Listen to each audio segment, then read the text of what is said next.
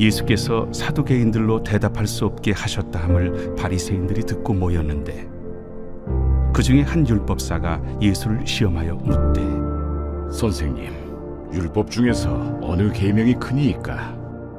내 마음을 다하고 목숨을 다하고 뜻을 다하여 주 너희 하나님을 사랑하라 하셨으니 이것이 크고 첫째 되는 계명이요 둘째도 그와 같으니 내 이웃을 내 자신같이 사랑하라 하셨으니 이 두 계명이 온 율법과 선지자의 강령이니라. 바리새인들이 모였을 때 예수께서 그들에게 물으시되, 너희는 그리스도에 대하여 어떻게 생각하느냐? 누구의 자손이냐? 다윗의 자손이니이다. 그러면 다윗이 성령에 감동되어 어찌 그리스도를 주라 칭하여 말하되 주께서 내 주께 이르시되 내가 네 원수를 네 발 아래에 둘 때까지 내 우편에 앉아 있으라 하셨도다 하였느냐? 다윗이 그리스도를 주라 칭하였은즉 어찌 그의 자손이 되겠느냐? 한마디도 능히 대답하는 자가 없고 그날부터 감히 그에게 묻는 자도 없더라. 하나님 우리 아버지와 주 예수 그리스도로부터 은혜와 평강이 너희에게 있을지어다. 온 땅의 주인이신 하나님께서 우리에게 화평의 왕이신 예수 그리스도를 보내주신 은혜를 기억하시면서 하나님 아버지께 나아가시기를 소망합니다. 계속해서 예수님께서 이 예루살렘에 들어와서 행하신 일들을 살펴보고 있습니다. 예수님께서 예루살렘에 들어오셔서 이 성전을 깨끗하게 하신 이후에 계속해서 지도자들, 즉 대제사장, 백성의 장로, 바리새인, 사두개인, 율법사들이 질문하고 있습니다. 하지만 이 질문들은 마태복음 22장 15절 어떻게 하면 예수를 말의 올무에 걸리게 할까 상의하고, 그리고 35절은 예수를 시험하여 계속해서 예수님께서 하는 일을 못마땅하게 생각한 사람들이 이 예수님의 권위를 끌어내리기 위해서, 그리고 예수님을 시험하고자 이런 질문들을 던지고 있습니다. 이들은 자신들이 가지고 있는 기득권을 포기할 생각이 없었습니다. 그래서 예수님의 행동이 자기들의 기득권을 공격한다고 생각했고, 지금까지 이들끼리는 이 암묵적으로 맺어왔던 이 균형이 깨지는 것을 원하지 않았습니다. 이들이 두려워하는 군중들은 계속해서 예수님께 쏠리기 시작했고, 예수님은 계속해서 이들의 질문에 대해 지혜롭게 대답하심으로 사람들을 깜짝 놀라게 했으며, 22장 46절을 보면 그날부터 감히 그에게 묻는 자도 없더라 라고 마무리하면서 더 이상 예수님께 이 질문하는 사람들이 이제 보이지 않게 됩니다. 그 중에서 오늘 본문 22장 23절부터 부활이 없다고 말하는 사두개인들의 공격적인 질문에 이 사두개인들의 할 말이 없게 만들었다는 소식을 바리새인들이 듣고 모이는 것에서부터 시작하고 있습니다. 그러면서 바리새인들은 이 예수님께 가장 큰 계명이 어떤 것인지를 질문하고, 이후 예수님은 바리새인들에게 역질문을 던지시는 내용이 바로 오늘의 본문입니다.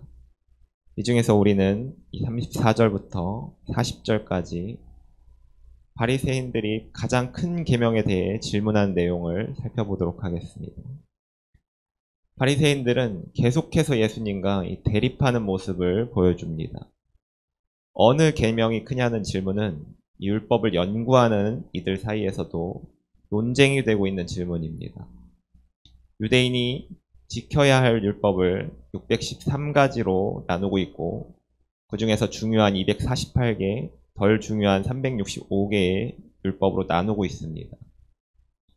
이들은 모든 율법을 지킬 수 없다는 것을 알고 이 율법의 중요성에 따라 나누고 그 중요한 율법을 지키려고 하였는데, 이 기준을 어떻게 삼을 것인지가 계속된 논쟁거리였습니다. 즉 이들 사이에서도 정리되지 않은 부분에 대해 이들은 질문을 던지고 있는 것입니다. 예수님은 이 질문에 대해 이제 신명기 6장 5절에 나온 하나님을 사랑하라고 하신 말씀, 그리고 레위기 19장 18절에 나온 내 이웃을 내 몸과 같이 사랑하라는 말씀으로 답변을 해주고 계십니다. 하나님께서는 우리에게 그 무엇보다 하나님을 향한 이 사랑을 가장 먼저 요구하고 계십니다. 하나님께서 창조한 우리는 엄청난 하나님의 사랑을 받고 있습니다. 이 요한복음 3장 16절을 보시면 하나님이 세상을 이처럼 사랑하사 독생자를 주셨으니, 하나님이 우리를 사랑하는 방식은 이 독생자이신 예수님을 희생하셔서까지 우리와 만나고자 하십니다. 하나님께서 우리에게 내주실 수 있는 가장 큰 것을 우리를 만나기 위해서 대가로 지불하셨습니다. 로마서 8장 32절, 자기 아들까지 아끼지 아니하시고 우리 모든 사람을 위하여 내주시니가 어찌 그 아들과 함께 모든 것을 우리에게 주시지 아니하겠느냐. 하나님은 그 아들 예수님을 희생하실 때 아끼지 않고 주셨습니다. 망설임이 없이 기꺼이 우리를 위해서 내주셨습니다. 왜냐하면 그 길만이 유일한 길이었고 우리 인간이 하나님과 만나서 함께 할 수 있는 이 유일한 방법이었기 때문입니다. 이처럼 사랑하면 아끼지 않고 또 이것저것 따지지 않고 어떤 것도 다 내어줄 수가 있게 됩니다. 우리 성도님들도 누군가를 사랑한 경험이 다들 있으실 것입니다. 모두들 이 사람이 아니면 죽고 못 살 것 같아서 결혼까지 하신 걸로 저는 믿고 있습니다. 그렇게 서로 사랑할 때 어떻습니까? 내가 먹지 않아도 상대방이 잘 먹으면 그게 그렇게 기분이 좋고, 상대방을 위해 선물을 고를 때 내가 선물을 받을 때보다 설레고 마음이 따뜻해지지 않았습니까? 그 선물을 받고 기분 좋아하는 모습에 또 내가 더 기분 좋아지는 경험을 해보셨습니까? 이렇게 뭐하러 이런 걸 사왔냐고 툴툴대면서도 선물을 보고 계속해서 좋아하는 느낌을 줄 때 이것보다 더 좋은 것을 못해줘서 또 아쉬운 감정이 들기도 합니다. 혹시 장거리 연애를 해보신 분들은 아시겠지만 멀리 떨어져 있는 그 시간이 너무나도 길게 느껴지고, 또 만나서 이 시간을 보낼 때 마치 몇 초를 보내는 것 같이 너무나도 빨리 지나간 경험이 있습니다. 그리고 상대방이 원하는 것은 무엇이든지 해주고 싶고 이제 다시 떨어지는 시간이 찾아오지 않기를 바라지만 어쩔 수 없이 발걸음을 돌린 경험이 다들 있으실 것입니다. 서로와 조금이라도 더 함께 시간을 보내고 싶고 서로의 집으로 데려다준 경험, 데려다준 이후에 한 번이라도 더 얼굴을 보고 싶고 계속해서 뒤돌아보고 인사만 몇 번씩 한 경험, 이렇게 남녀가 서로 만나서 사랑을 하게 되어도 서로에게 엄청난 영향을 끼치게 됩니다. 하지만 이 남녀 간의 사랑은 유통기한이 있습니다. 남녀가 만나서 서로 사랑할 때 우리 몸에서 호르몬이 나오지만 이 호르몬이 1년 반 정도가 지나면 잘 나오지 않게 된다고 합니다. 많은 커플들이 2, 3년 차에 헤어지는 이유도 이런 이유일 수도 있습니다. 이제 여기서 더 나아간 사랑이 바로 부모와 자식 간의 사랑입니다.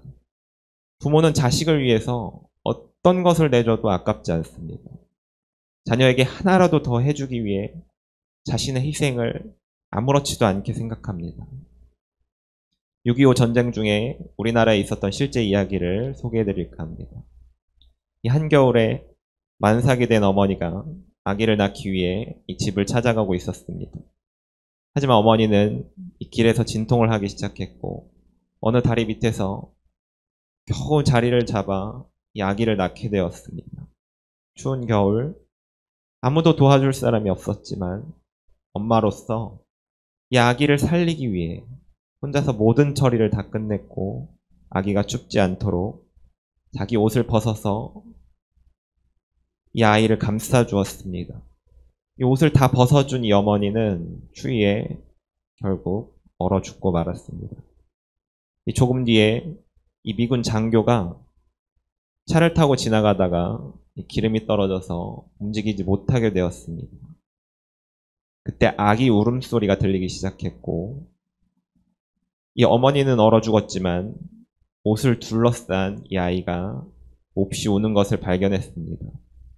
이 장교가 생각하기를 내가 여기서 기름이 떨어진 것이 어쩌면 하나님께서 이 아이를 살리시기 위함인지도 모르겠다는 생각이 들기 시작했습니다. 그래서 그 아기를 데려다가 양자로 삼아 잘 양육하게 됩니다. 이 자녀가 미국에서 훌륭하게 자랐고 성인이 된 이후에 아버지에게 자신의 출생의 비화를 듣게 됩니다. 그리고 한국으로 왔고 이 어머니의 무덤 앞에서 아들은 오열합니다. 자기를 위한 이 어머니의 한없는 희생으로 자기가 살았다는 것을 깨닫게 된 이 아들은 이 어머니의 사랑을 가슴속 깊이 깨닫게 됩니다. 이 어머니의 사랑이 정말 엄청나지 않습니까? 자녀를 낳아보신 분, 길러보신 분은 압니다.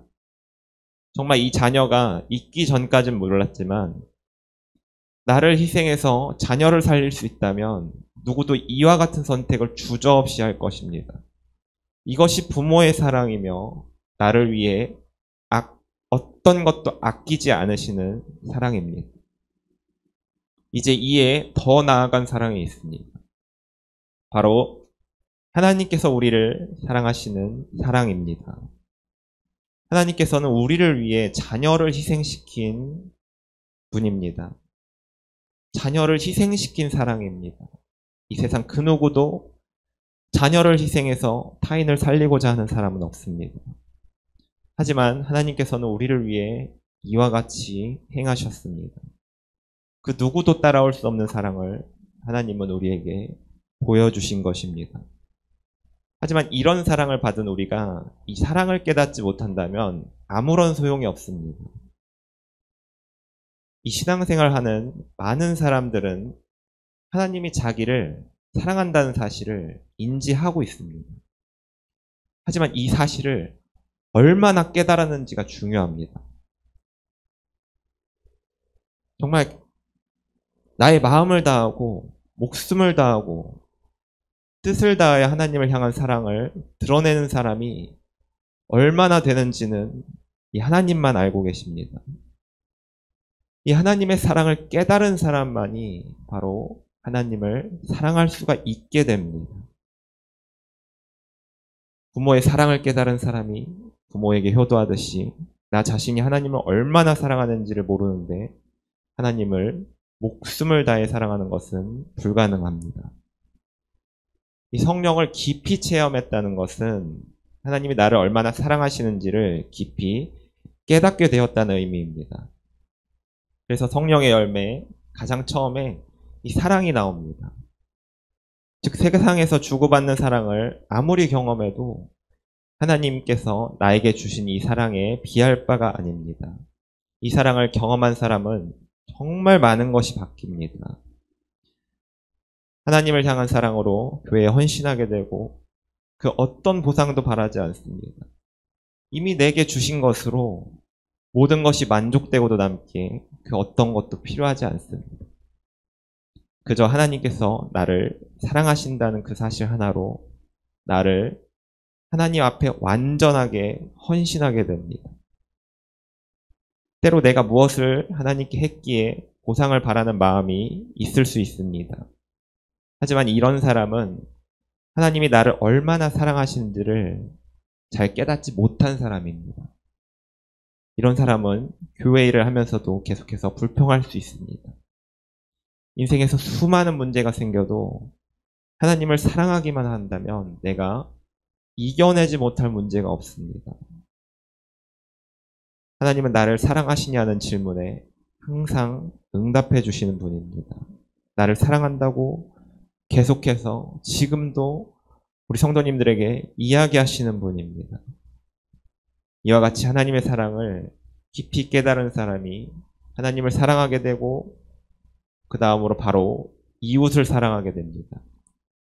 내 이웃을 내 자신같이 사랑하라 하셨으니 즉 하나님께서는 나는 물론 나의 주변 사람들까지 사랑함을 내가 깨닫게 됩니다. 그래서 이들을 사랑하지 않을 수가 없습니다. 그럼 이들에게 내가 줄 수 있는 가장 큰 것이 무엇인지 한번 생각해 보면 이 내 자신과 같이 사랑하는 사람에게 나에게 있어 가장 소중한 것을 준다면 무엇을 줄 수 있습니까? 하나님께서 나를 정말 사랑하셔서 나에게 주신 것이 무엇인지 기억해 보시길 바랍니다. 바로 예수님을 이 땅 가운데 보내셨고 나의 죄 때문에 나의 죄를 위해 보내주셨습니다. 내가 줄 수 있는 가장 큰 것이 예수님이 너를 위해 죽으셨어. 정말 예수님이 너를 위해 죽었다. 이 사실을 알려주는 일입니다. 그래서 나의 이웃들과 함께 하나님의 나라를 함께 이뤄가는 것입니다. 이 구원의 복된 소식을 나에게 가장 소중한 사람들에게 전할 수 있는 이유는 내가 하나님의 사랑을 깨닫게 되고 하나님을 사랑하게 되고 그 사랑으로 내가 이웃들을 사랑할 수 있게 되었기 때문입니다. 가장 먼저 중요한 사실은 내가 먼저 하나님의 사랑을 깨달아야 합니다. 너무나도 엄청난 그 무엇보다도 비교할 수 없는 사랑을 깨닫지 못하고 그렇지 못하고 하는 행동들은 시간이 지나면 지칠 수 있습니다. 한동안은 지속될 수 있습니다. 하지만 결국 포기하게 됩니다. 그러나 나에게 하나님의 사랑이 가득 채워지게 되면 하나님께서 나를 끝까지 사랑하셨듯이 믿지 않는 그들도 끝까지 사랑하게 됩니다. 포기하지 않게 됩니다. 이들을 끈질기게 물고 늘어지게 됩니다. 복음을 받아들일 때까지 전하게 됩니다. 이것이 내 이웃을 향한 가장 큰 사랑이기 때문입니다. 오늘도 하나님께서 나에게 허락하신 이 십자가 사랑을 깨닫고 하나님을 사랑하며 나의 주변 사람들에게 복음이 꼭 필요한 사람들에게 복음을 전달하는 사랑을 표현하며 나아가시기를 축복합니다. 기도하겠습니다. 내 삶에 하나님의 사랑이 깨닫게 하여 주옵소서. 날 위하여 아들을 아끼지 않고 내어주신 그 사랑을 깊이 느끼게 하여 주옵소서. 나로 하나님을 향한 사랑을 가장 우선순위에 두게 하시고 나에게 주신 그 사랑을 나의 이웃들에게도 전하게 하여 주사 그들로 아버지를 알게 하여 주옵소서. 예수님의 이름으로 기도합니다. 아멘.